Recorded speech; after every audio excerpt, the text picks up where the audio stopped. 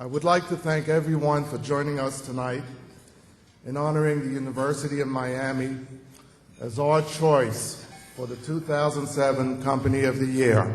With over $1.3 billion raised in the past 18 months, the transformation of Miami's Civic Center into the new Health District, and the university's new campus in Boca Raton, it's easy to see how much influence the university has in shaping the economic landscape in South Florida.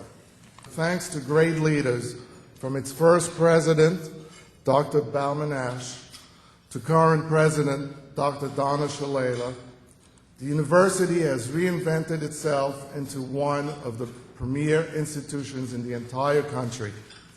From the medical and research fields to music, communications, marine and atmospheric sciences, law, architecture, engineering, and more, we have grown leaps and bounds exponentially in President Donna Shalala's tenure at UM.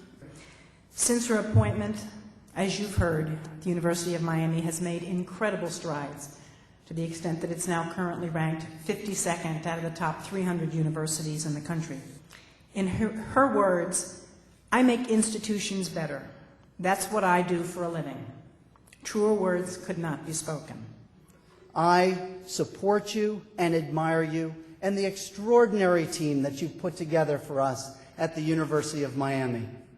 You are an accomplished scholar, a public servant, and an administrator, and I thank you for guiding our University of Miami to be such a central and important contributor to our community, and for being selected as tonight's South Florida CEO Magazine's Company of the Year.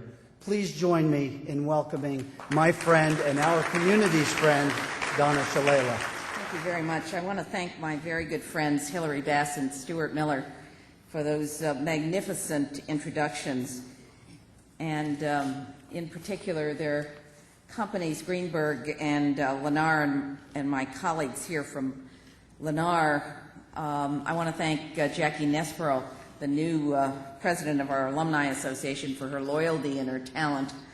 It is one night when she's not driving back and forth to do her show, and we appreciate her coming. I want to thank the leaders of the university who are here, too numerous for me to name, but the people that took a flyer and those that were already here that believed in the vision and where we needed to go and where we wanted to go.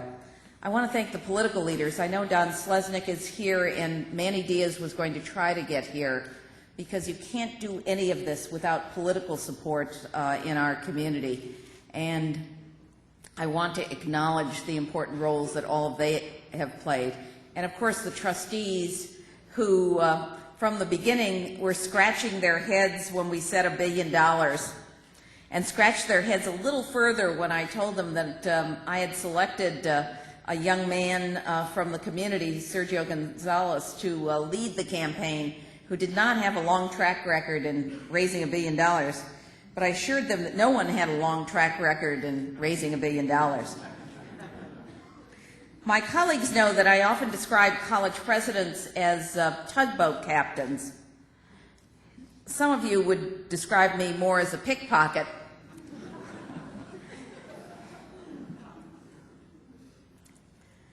But I'm really an orchestra leader. And when you're named Company of the Year and you're the CEO, it's really because you learn how to direct an orchestra. And in universities in particular, no one comes from a cookie cutter. Everyone has a strong personality and strong visions of where they want to go. And it takes a group of enormously talented people committed to a future for an institution to put all of this together.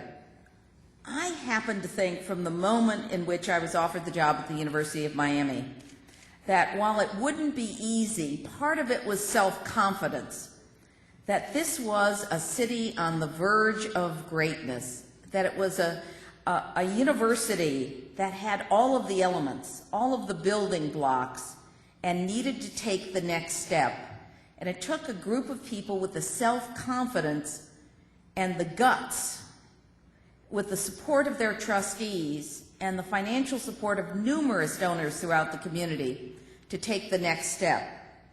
Our goal and our vision for the university, particularly for the community, and the medical school, of course, has the lead here, is to turn the University of Miami into a powerful economic engine to create not simply jobs in our community, but good jobs in our community.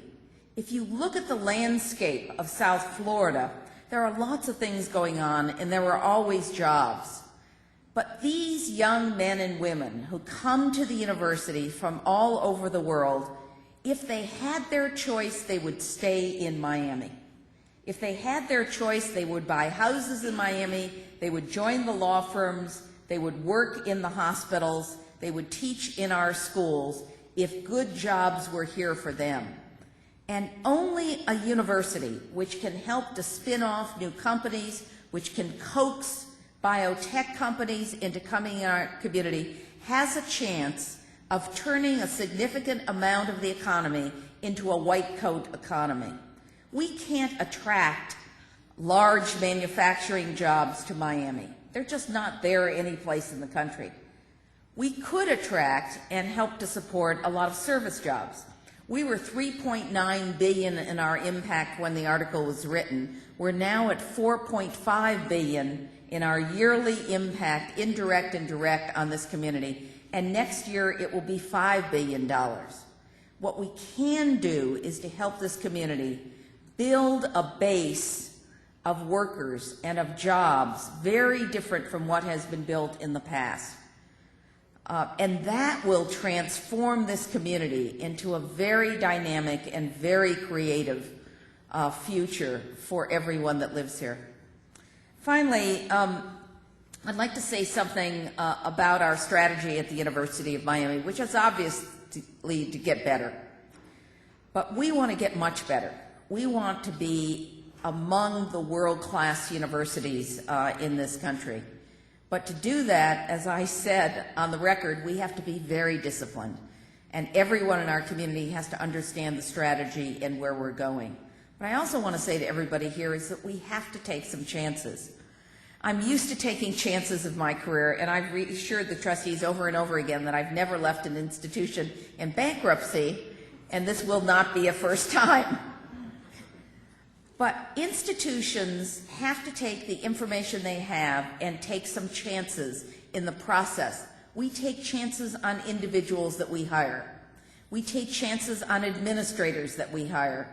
We take chances on the buildings that we build on spec, hoping that we can fill them with world-class people that will in fact finance the buildings and the growth in the future. But in particular, we take a chance on our community, on their support, on their understanding of where we want to go.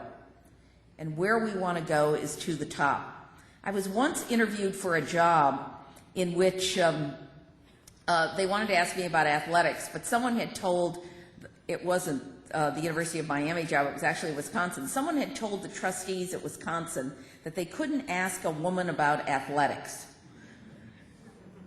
That, you know, there was some affirmative action rule, and that you just couldn't ask a woman because she might not know the answer, and it was discrimination. So they were scared to death, but the only thing they wanted to ask me about was athletics. So they asked me about everything else, and finally I said to them, well, don't you want to talk about athletics?